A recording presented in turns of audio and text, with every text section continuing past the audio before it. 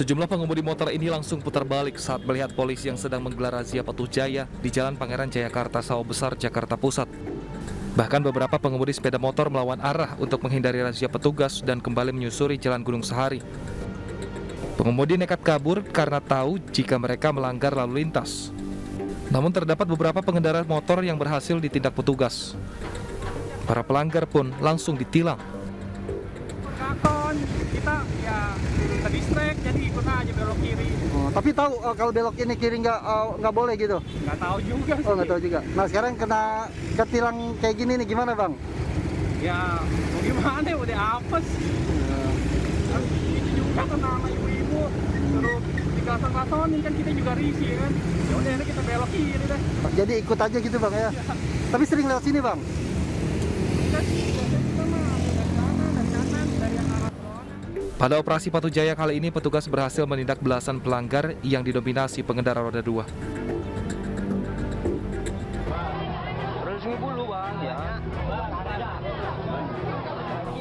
Mobil minibus travel rusak parah akibat ditabrak kereta api usai melintas di Seibuluh, Kecamatan Perbaungan, Sumatera Utara. Kecelakaan berawal dari mobil minibus yang datang dari arah desa Nagalawan yang membawa 14 penumpang. Diduga supir yang kurang berhati-hati dan tidak tahu ada kereta yang melintas, apalagi pelintasan tidak memiliki palang. Dari 14 penumpang yang ada di dalam mobil, 5 orang meninggal dunia, 3 di lokasi kejadian dan 2 saat dilarikan ke rumah sakit. Selain itu, 4 orang korban terluka dan sisanya selamat. Para penumpang mobil minibus merupakan warga Kecamatan Tanjung Pura, Kabupaten Langkat, yang sedang berlibur di salah satu pantai di Kabupaten Serdang Bedagai dan sedang menuju perjalanan pulang ke rumah. Berapa orang Pak? Korban meninggal dunia TKP 3, dibawa rumah sakit meninggal 2. Jumlah ada berapa? Jumlah penumpang Toyota Hiace ada 14. Yang luka patah kaki 1 orang, dan luka sebagian ada yang luka. Itu medis yang mengetahui. Satu informasinya mau dibawa ke Medan. Kasus kecelakaan sudah ditangani unit Laka Lantas Polres Serdang Bedagai. Sejumlah korban luka dirujuk ke salah satu rumah sakit di Kota Medan, sementara korban meninggal saat ini ditangani di kamar mayat Rumah Sakit Rianda untuk diberikan kepada pihak keluarga.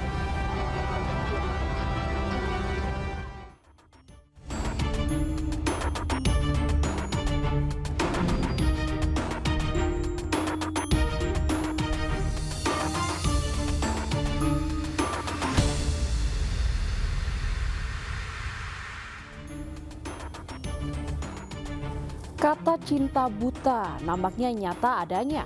Hal ini dialami seorang perempuan muda yang bekerja sebagai asisten rumah tangga di Aceh yang rela mencuri perhiasan milik majikannya.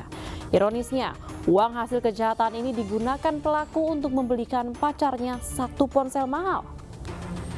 Pemirsa, selain kasus demi cinta seorang remaja rela dipenjara tadi, selama 1 jam ke depan Realita juga akan menghadirkan berita-berita kriminal pilihan. Bersama saya, Baby Kristami.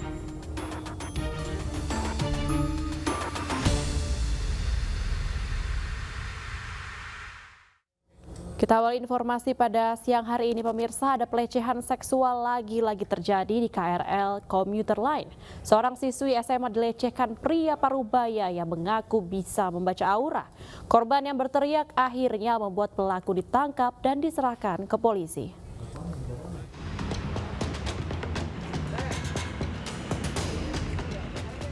Pria parubaya ini diamankan petugas keamanan di stasiun Buaran, Durensawit, Jakarta Timur usai tertangkap basah melecehkan seorang siswi SMK di dalam gerbong KRL Komuter Line. Menurut korban, ia bertemu dengan pelaku di Masjid Istiqlal. Setelah itu dirinya diikuti hingga ke dalam gerbong KRL. Awalnya pelaku hanya mengajak ngobrol, namun dalam perjalanan pelaku berbuat tidak senonoh hingga korban berteriak dan ditolong petugas keamanan kereta.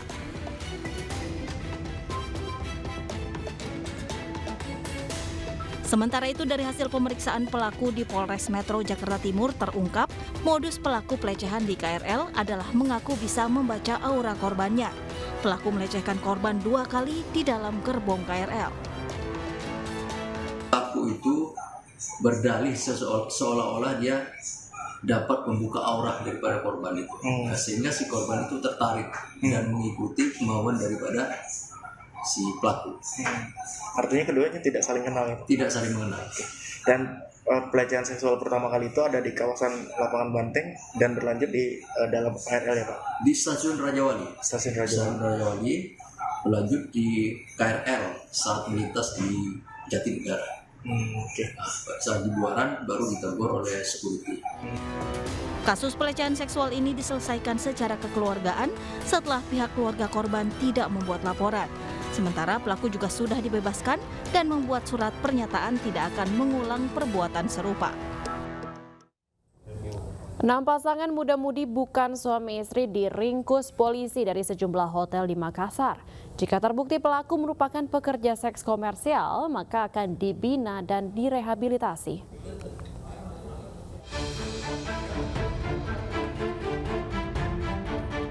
Petugas merazia sejumlah hotel di Makassar, Sulawesi Selatan. Razia digelar karena semakin maraknya prostitusi online.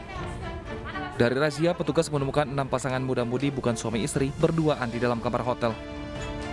Semua yang terjaring langsung dibawa ke kantor Dinas Sosial Kota Makassar untuk diperiksa dan tes HIV. Sementara mereka yang terbukti sebagai pekerja seks komersial langsung dibina dan direhabilitasi. Penyakit masyarakat yang notabene-nya itu melalui prostitusi online seperti micet dan lain-lainnya itu sangat-sangat meresahkan, dan ada pun juga aduan dari seluruh masyarakat yang ada di Kota Makassar seperti itu. Ada berapa banyak pasang yang Ada 6 pasang, satu pasangnya itu laki-laki sama laki-laki yang kami duga waria seperti itu.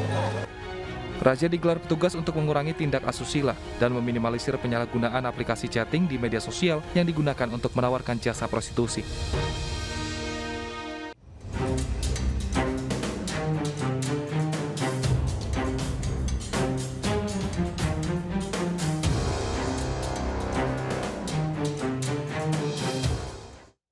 Tersinggung disebut kunjungannya akan menyusahkan keluarga, seorang pria lanjut usia di Makassar, Sulawesi Selatan tega membunuh anak kandungnya.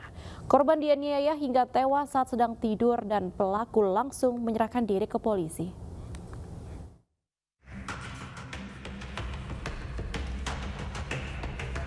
Rahman, kakek 70 tahun ini menyerahkan diri ke Polsek Talo Kota Makassar, Sulawesi Selatan usai membunuh anak kandungnya Rusli yang berusia 42 tahun. Kepada polisi, pelaku mengaku tersinggung dengan perkataan korban yang menyebut kedatangannya dari kampung untuk menemui keluarga di Makassar hanya menyusahkan. Pelaku turut menyerahkan 1 balok kayu yang ia gunakan saat menganiaya korban hingga tewas. Mengatakan kau ini bikin susah-susah saja datang di rumah ini, sehingga terjadi suatu percekcokan. Penganiayaan berujung tewasnya Rusli terjadi di rumah korban di Jalan Sinasara, Kota Makassar. Korban yang sedang tidur pulas di ruang tamu dianiaya menggunakan balok kayu hingga tewas seketika. Keduanya diketahui terlibat cekcok pada malam sebelum kejadian.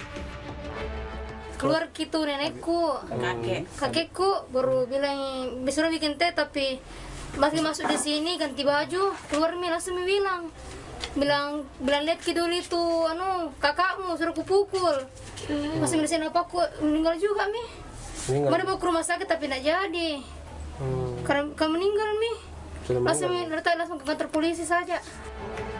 Untuk mempertanggungjawabkan perbuatannya, pelaku kini mendekam di sel tahanan Polsek Talo. Ia terancam akan menghabiskan masa tuanya di balik jeruji besi penjara.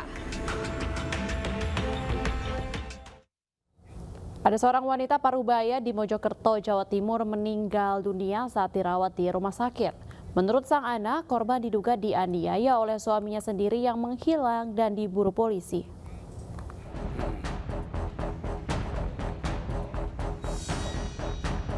Jenazah Sulamsi dibawa pihak keluarga ke Rumah Sakit Dr. Wahidin Sudirohusodo, Mojokerto. Wanita 43 tahun ini sebelumnya dirawat dan meninggal dunia di RSUD Nganjuk. Pihak keluarga meminta polisi untuk mengautopsi jenazah Sulamsi lantaran diduga meninggal dunia akibat penganiayaan. Kecurigaan ini muncul saat jenazah akan dikebumikan. Salah satu anak korban mengaku ibunya kerap dianiaya oleh ayah sambungnya hanya karena persoalan sepele. Pakai apa itu, Mas? pakai kaki ternyata. Oh, tendang gitu. Iya, tendang. Masalahnya apa mas? Masalahnya. Masalahnya cuma sepele. Apa itu? Contohnya? Ya adik saya disuruh beli rokok nggak mau itu. Terus? Oh berarti memang temperamen gitu ya? Terus yang itu menyatakan bahwa itu murni penganiayaan. Mulai pertengahan bulan puasa itu sudah dilakukan penganiayaan. Setelah itu si korban Bulangsih sudah istilahnya tidak bisa apa-apa, baru dibawa ke suaminya di suatu paguyuban di daerah Jabon kurang lebih 18 hari. Tetapi yang menjadi kecurigaan dari keluarga itu tidak boleh dijenguk dari pihak keluarga. Aneh ada.